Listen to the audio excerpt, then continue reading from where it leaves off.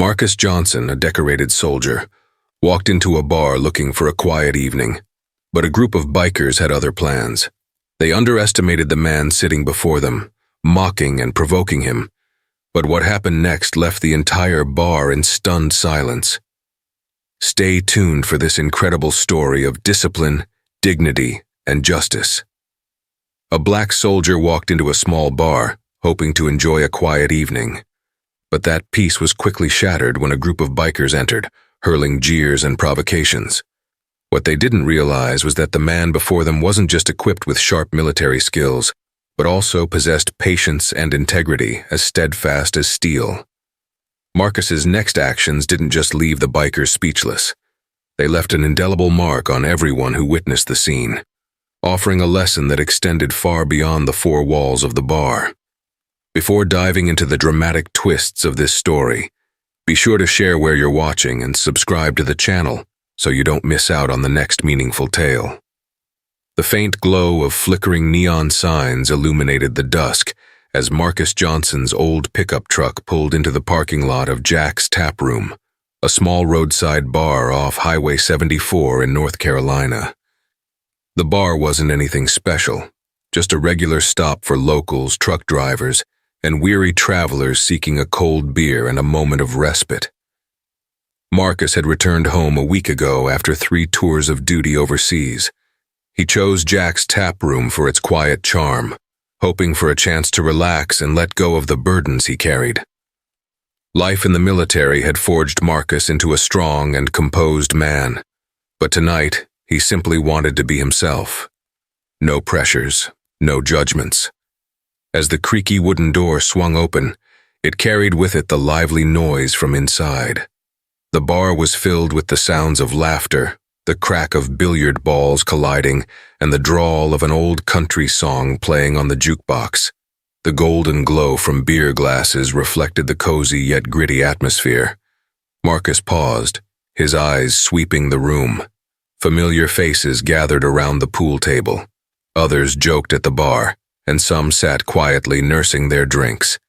He picked a table in the corner where he could survey the room without drawing attention. Near the window, the dim light cast shadows across his face, highlighting the features of a man who had endured much. His camouflage jacket blended into the bar's dim ambiance, though his worn sneakers, out of place but undeniably comfortable, betrayed his desire for solace over appearances. Marcus ordered a glass of water. He wasn't here for beer or attention. He wanted a moment of peace to let his thoughts drift toward memories of his mother's warm kitchen, giggles of his young niece, and the comforting aroma of freshly baked pies lingering in his mind. Just as Marcus took his first sip of water, the bar's door slammed open. The sudden rush of noise jolted him back to the present. A group of 6 men entered, their heavy boots echoing on the wooden floor. Each wore black leather jackets adorned with bold symbols and patches, their tattooed arms rippling with confidence and swagger. Marcus tried to stay lost in his thoughts, but the bikers quickly disrupted the peace he had sought. At the helm was Hank Miller, a grizzled man with salt and pepper hair and piercing eyes. He moved as if he owned the room, his leather jacket bearing old insignias and biker emblems that seemed to declare his untouchable status. Hank's loud laughter filled the room, followed by the heavy steps of his companions. The other patrons, from the bartender to the regulars, seemed to recognize the group's arrival. Subtle shifts in posture and glances around the room spoke volumes. No one wanted trouble. Hank and his friends paid no mind to the uneasy crowd. Instead, Hank's gaze landed squarely on Marcus, sitting quietly in the corner. A sly grin crept across Hank's face as he leaned toward his crew. Whatever he said made the burly man beside him chuckle, followed by a wave of laughter from the group. It wasn't the kind of laughter that lightens a room. It was derisive, dripping with scorn and challenge. "Look at the soldier boy over there," Hank said loud enough for nearby patrons to hear. "What's he trying to prove, huh?" One of the bikers, a tall man with tattoos snaking down his arms, nudged Hank with a smirk. "Bet he's not even a real soldier. Just another wannabe looking for attention." Marcus could feel their stares boring into him, though he kept his eyes on his glass. The bar, lively just moments ago, fell uncomfortably quiet, as if everyone were holding their breath, anticipating what might happen next. Hank leaned toward one of his buddies and muttered something, then turned his attention back to Marcus with a snide grin. Maybe he thinks that uniform will earn him some respect. Marcus sipped his water slowly, his hands steady, but his eyes had turned sharp. Years of military service had taught him to remain composed under pressure, though the sting of their words was hard to ignore. "Hey, soldier," a louder voice called out, this time from the burly, bearded biker. His tone was unmistakably mocking. "Lost your way? Or do you think this is boot camp?" The group erupted into laughter, their jeers cutting through the slow rhythm of the country tune still playing faintly in the background. A few patrons glanced toward Marcus, their expressions a mix of sympathy and curiosity. Behind the bar, the bartender paused, eyes flicking between the bikers and Marcus, waiting to see how the scene would unfold. Marcus placed his glass on the table deliberately without a sound. He exhaled slowly, leaning back in his chair, his eyes briefly sweeping over the bikers. There was no fear in his gaze, only a calm, measured intensity, like a soldier assessing a battlefield. Hank caught that look. He tilted his head, a smirk playing on his lips. "Oh, looks like he doesn't talk." Hank sneered, loud enough for everyone to hear. "What's the matter? Waiting for orders from your commanding officer?" Marcus remained silent. He recalled all the times he had encountered men like Hank, bullies who mistook loudness and bravado for strength. But Marcus knew true strength wasn't in words or appearances. It lay in control, and he wasn't about to let their petty taunts undermine his resolve. The bikers' jabs grew bolder, their voices louder, filling the bar with tension. Marcus didn't flinch or retaliate. Instead, he stayed rooted in his quiet strength, his calm demeanor a stark contrast to their aggression. The other patrons edged away, sensing the situation teetering on the brink of escalation. Finally, Hank rose from his seat and faced Marcus directly, his eyes gleaming with defiance. Marcus, still seated, locked eyes with him, a silent warning, firm and unwavering. "If you're looking for a fight," his steady gaze seemed to say, "I'm ready." Marcus could feel the atmosphere in the bar shifting. The laughter from Hank's table grew louder, drowning out the music from the old jukebox. The group's gazes felt like sharp beams borne into his back, their purpose clear: provocation. Every snide comment, every derisive chuckle carried an unmistakable message. "We don't accept your presence here." Marcus remained still, his hands loosely clasped on the table. Outwardly, he appeared calm, but inside his mind was flooded with memories, unpleasant ones. They drew him back to his early days in the military, where, as a black man, he had to prove himself not just through action, but through extraordinary patience. He recalled the first time he donned his uniform, standing in formation as a recruit. Some of the glances cast his way suggested he didn't belong there. One time, during grueling training under the scorching sun, a fellow recruit whispered to another, his tone dripping with disdain, "I don't know why the military lowered its standards to let people like him in." Marcus didn't respond.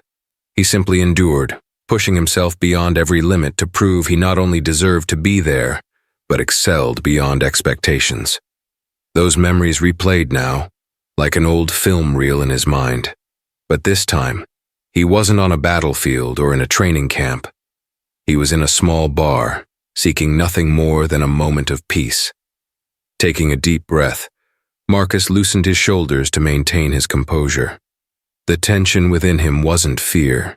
It was a quiet ache, a reminder that no matter how much he had sacrificed and contributed to his country, some people still saw him as less because of his skin color. Across the room, Hank continued his loud banter with the bikers, ensuring that Marcus could hear every word. "Doesn't he feel ridiculous?" Hank scoffed, "wearing that getup and those sneakers. Who's gonna believe he's a real soldier?" The group erupted in laughter, their rough voices cutting through the air. Another man, sitting closest to Hank, added, "Maybe he bought that uniform from a thrift store to scam a few free beers." Marcus felt a surge of adrenaline course through him, but he didn't move. He had learned to keep calm, especially in moments like this.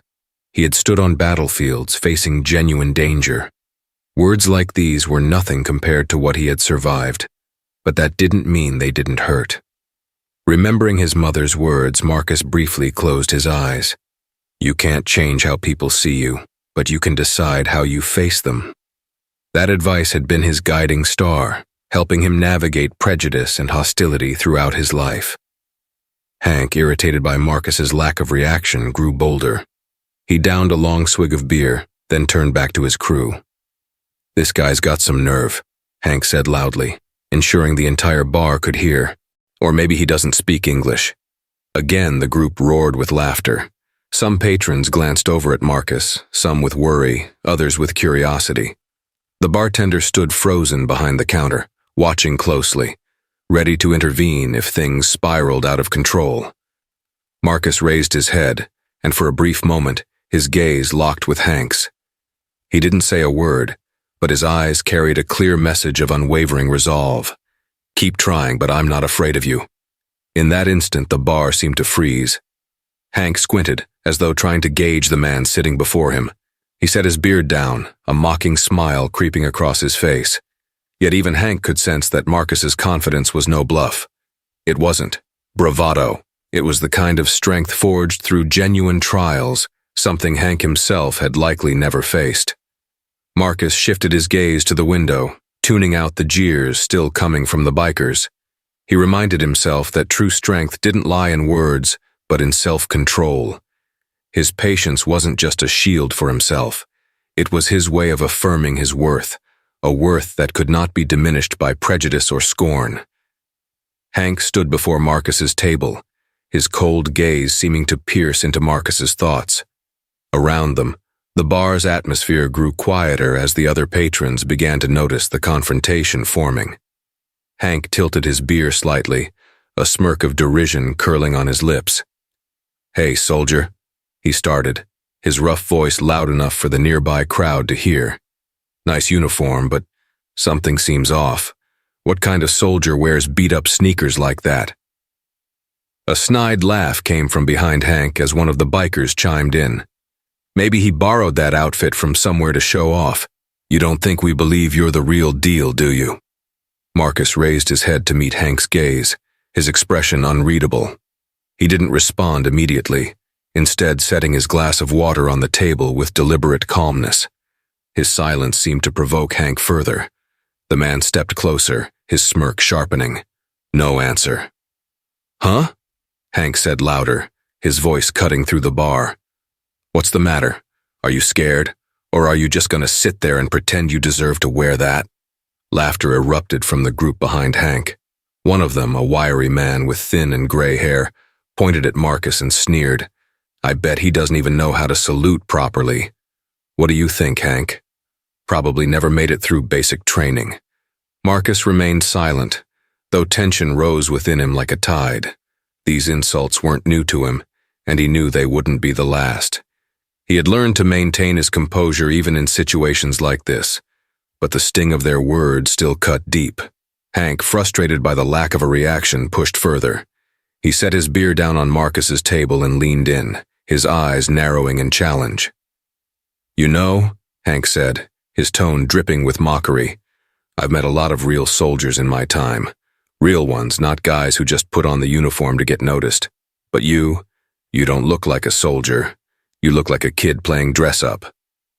The words made the air in the bar heavier, the tension almost palpable. A few patrons nearby began to edge away from Marcus's table, clearly wanting no part of any trouble. Behind the counter, the bartender stood motionless, one hand gripping a half-poured beer, his eyes fixed on the scene. Exactly, another biker shouted, his gravelly laughter breaking through the uneasy silence.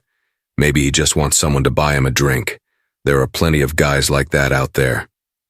Marcus finally lifted his head, his gaze locking with Hank's for a brief moment. It wasn't a look of fear or anger, but of a man who knew exactly who he was and felt no need to prove it to anyone. I don't need to explain myself to you, Marcus said, his voice low and steady, each word deliberate. Hank hesitated for a beat, his smirk faltering slightly, but his arrogance wouldn't allow him to back down. He slammed his palm onto Marcus's table, causing the glass of water to rattle. "Oh, so you think you're better than me," Hank said, his voice rising to command the attention of the entire bar. "You walk in here wearing that uniform, sit there like you're some kind of hero, but I don't see a hero, I see a fraud." The bikers' jeering resumed. One of them slapped the bar counter, laughing uproariously. "Our hero here doesn't even have proper combat boots. What's next? Gonna tell us about your imaginary war stories?" Marcus held Hank's gaze unflinching. He straightened in his chair, his hands resting lightly on the table, and his voice, though calm, carried a weight that silenced the room. "I don't need to prove anything to you or anyone else here, but if you keep pushing, you'll regret it." The words weren't shouted, yet they resonated with unyielding authority. The bar fell into an uneasy stillness.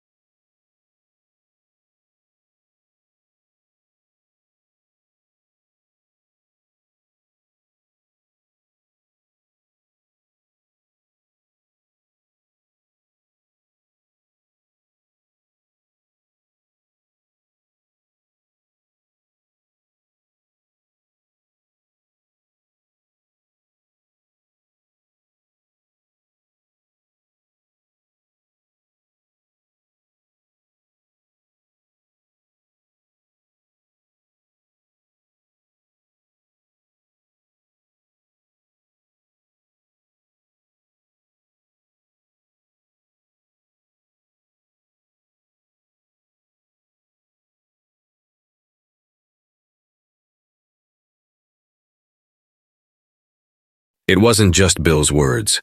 It was the respectful looks from those who had witnessed the events. It was more than a fleeting moment.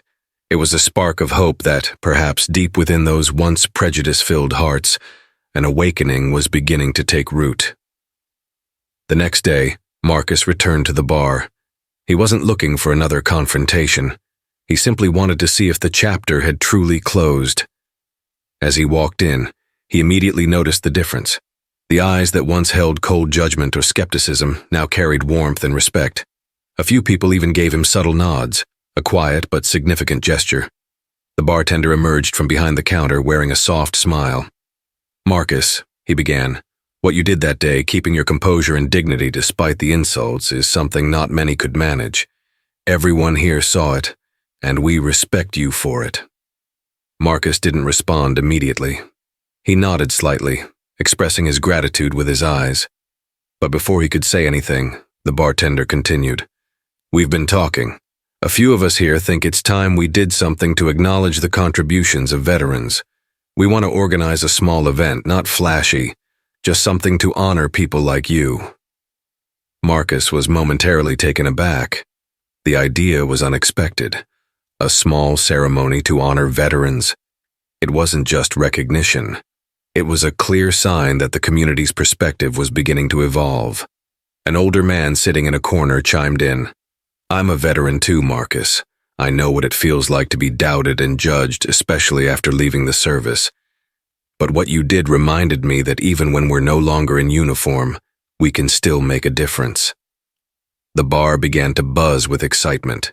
Several patrons voiced their agreement, volunteering to help bring the idea to life. Marcus sat quietly, listening, a warm sense of fulfillment swelling in his chest.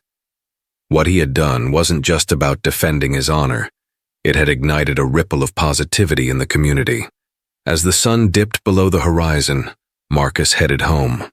In the dim glow of evening, his small house stood like a bastion of peace amid the world's chaos. Stepping into his living room, Marcus's eyes landed on the wooden box his father had kept on a shelf. Opening it, he carefully retrieved a worn silver pocket watch, an heirloom his father had deeply cherished. The watch wasn't just a keepsake. It symbolized the values his father had instilled in him: patience, loyalty, and dignity. The scratches on its surface bore silent witness to the trials his father had endured. Now Marcus realized it was his turn to carry those lessons forward. Holding the watch, Marcus studied it in the dim light of the room. His thoughts drifted through the recent days, the contemptuous glare of Hank, the unexpected support from Sam, and Bill's genuine apology. He understood that the battle against prejudice wouldn't be won in a single day or a single moment, but every small step could pave the way for meaningful change. Stepping onto his porch, Marcus stood silently under the night sky, now painted in deep shades of blue with stars beginning to sparkle. With the watch in his hand, he contemplated the future. He knew he couldn't transform the world overnight, but he also knew he wasn't alone in the journey. There were people like Sam, who stood for truth, and people like Bill, willing to embrace change. Taking a deep breath, Marcus felt the cool evening air fill his lungs. He didn't know what challenges lay ahead, but he trusted that integrity and patience would be his guiding lights, helping him make a difference, one person, one day at a time. He smiled, his gaze steady with determination. The silver pocket watch, resting snugly in his palm, served as a quiet reminder that no matter how difficult the world might become, the values he carried would always shine bright. The Veterans Recognition Ceremony took place on a warm weekend afternoon in the open courtyard behind the bar. In the days leading up to the event, the entire community came together to prepare. Some brought tables and chairs, others raised flagpoles, and families contributed food and drinks to create a warm and welcoming atmosphere. On a modest but dignified stage adorned with American flags waving gently in the breeze, a long table displayed medals, photographs, and cherished memorabilia of veterans. Marcus arrived early, dressed in a dark suit, the silver pocket watch his father had once cherished resting in his breast pocket. Standing quietly near the stage, he observed as the gathering took shape. Familiar faces from the bar were interspersed with others he didn't recognize. Families with young children pointed to the flags and medals, sharing stories about past sacrifices. The air carried an unusual peace layered with deep respect. The bartender, who had championed the idea of the ceremony, approached Marcus with a cup of coffee in hand. "Marcus," he began softly, "I'm so glad you came."